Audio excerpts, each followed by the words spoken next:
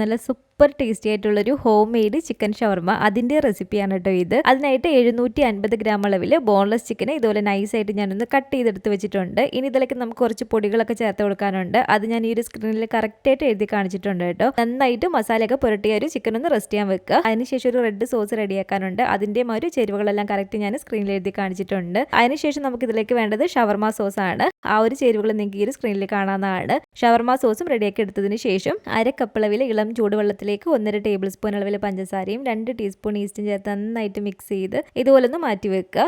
4 cup മൈദയിലേക്ക് 2 teaspoon അളവിൽ olive ഓയിലും ആവശ്യത്തിന് ഉപ്പും ചേർത്തൊന്ന് മിക്സ് ചെയ്തതിന് ശേഷം ഈസ്റ്റിൻ്റെ ഒരു മിക്സും കൂടെ ഒഴിച്ചു കൊടുക്കുക. ആവശ്യത്തിന് ഇളം ചൂടുള്ള വെള്ളം ഒഴിച്ചു കൊടുത്ത് ഈ ഒരു മാവ് ഒന്ന് റെഡിയാക്കി എടുത്തതിന് ശേഷം ഡബിളായിട്ട് ഈ ഒരു മാവ് പൊങ്ങി വരാൻ വേണ്ടിയിട്ടൊന്ന് റെസ്റ്റ് ചെയ്യാൻ വേണ്ടിയിട്ട് വെക്കുക.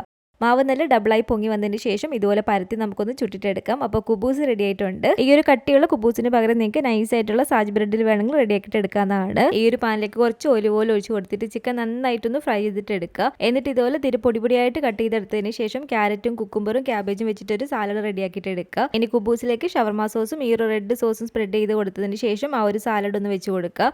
ഫ്രഞ്ച് ഫ്രൈസും അത്യാവശ്യം ഏറെ തന്നെ ഇതുപോലെ ചിക്കനും വെച്ച് അതിൻ്റെ മുകളിലേക്കും സോസ് ഒഴിച്ചു കൊടുത്തതിന് ശേഷം ഇതുപോലെ കവർ ചെയ്താൽ എന്നാൽ അടിപൊളി ടേസ്റ്റി ആയിട്ടുള്ള ഹോം മെയ്ഡ് ജ്യൂസി ചിക്കൻ ഷവർമ ഇവിടെ റെഡി ആയിട്ടുണ്ട്. ഇതിൻ്റെ ഡീറ്റെയിൽഡ് റെസിപ്പി വേണമെങ്കിൽ ഫാത്തിമാസ് കറി വേൾഡ് ചിക്കൻ ഷവർമ എന്ന് യൂട്യൂബിൽ സെർച്ച് ചെയ്താൽ മതി കേട്ടോ.